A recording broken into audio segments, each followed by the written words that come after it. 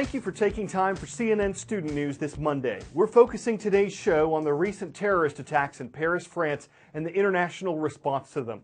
On Friday night, 3 teams of terrorists assaulted 6 locations throughout the French capital.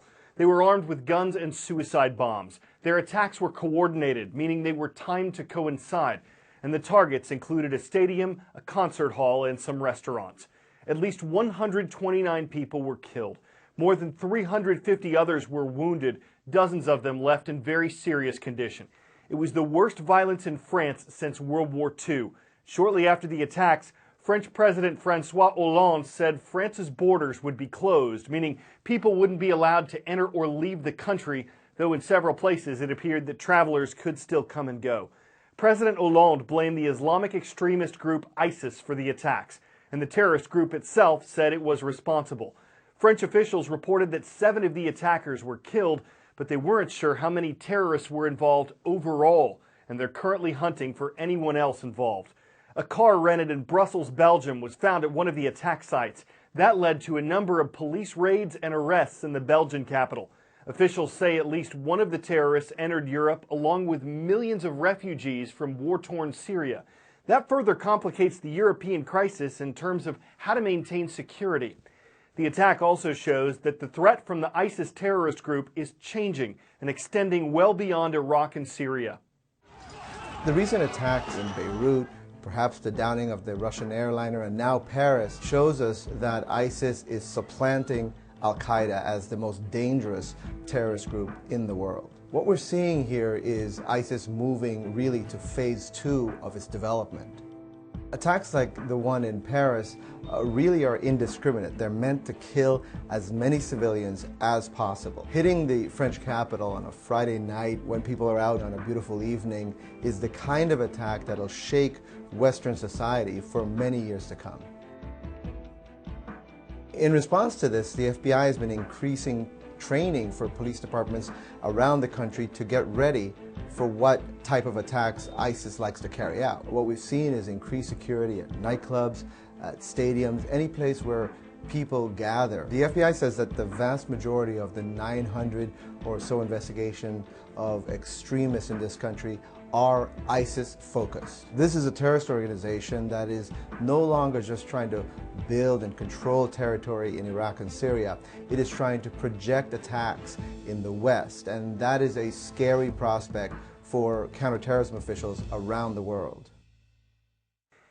That said, American officials say there's no credible or specific threat to the U.S. at the moment. And as far as France's response to the attacks goes, President Hollande says his nation will be ruthless in fighting back against Daesh, another name for ISIS. Last night, the French Air Force said it launched a major bombardment of ISIS targets in Raqqa, Syria. C'est un acte de guerre qui a été commis par It's an act of war committed by a terrorist army, Daesh, an army of jihadists against France. At an international meeting in Turkey, the leaders of the world's 20 largest economies stood in a moment of silence over the weekend. The G20 summit, which is usually focused on global economic growth, is now being dominated by discussions about Paris.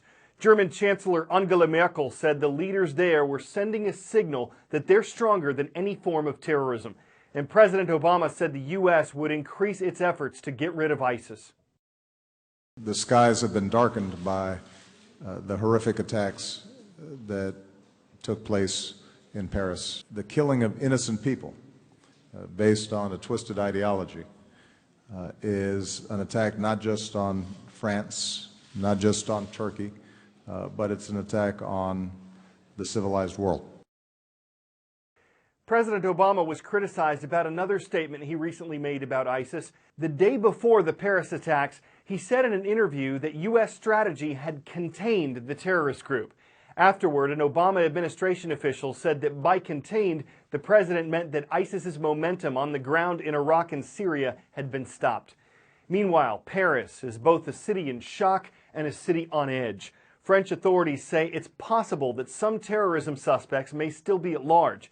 In addition to a state of emergency, France's government announced 3 days of national mourning for victims of the attacks. Memorials have appeared at several places in the city, and though many Parisians have been fearless in their determination to go out in public, A panic broke out last night near one of the attack sites. Officials don't know why people suddenly started screaming and running away. Ben Wiedemann was there shortly before this happened, and police cleared the area. In times like these, it's far better to light a candle than curse the darkness.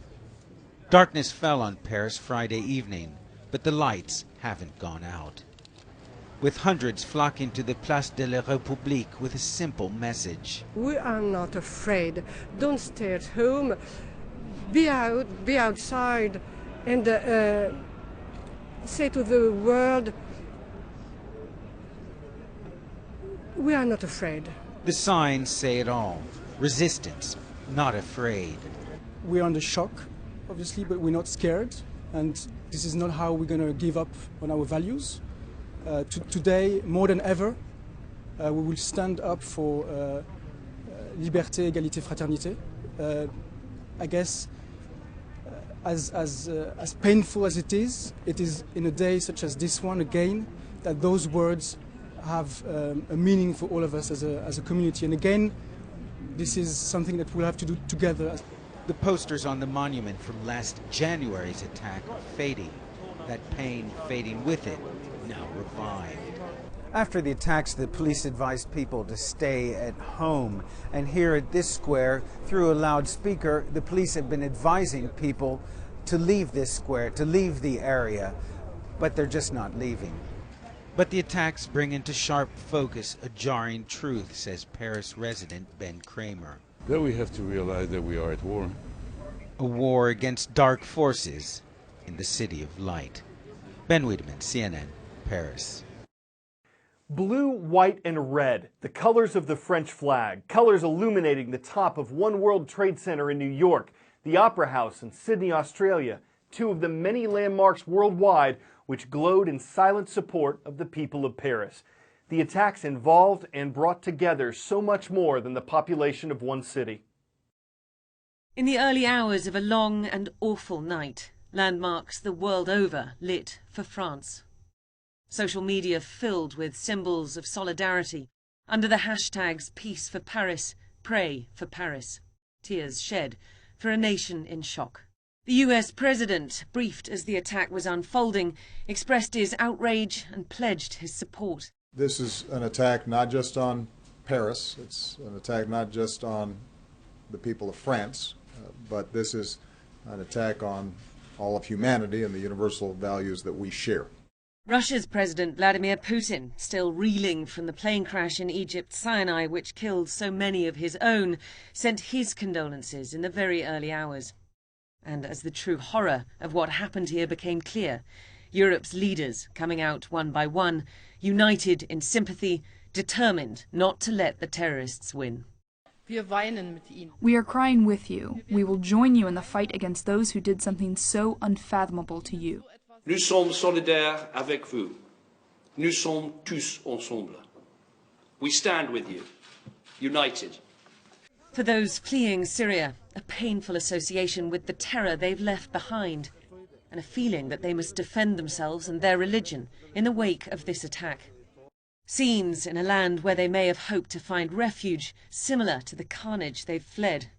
An act of war, France's president says, on European soil. We're grateful to have you watching and hope to see you again tomorrow when CNN Student News returns. I'm Carl Azuz.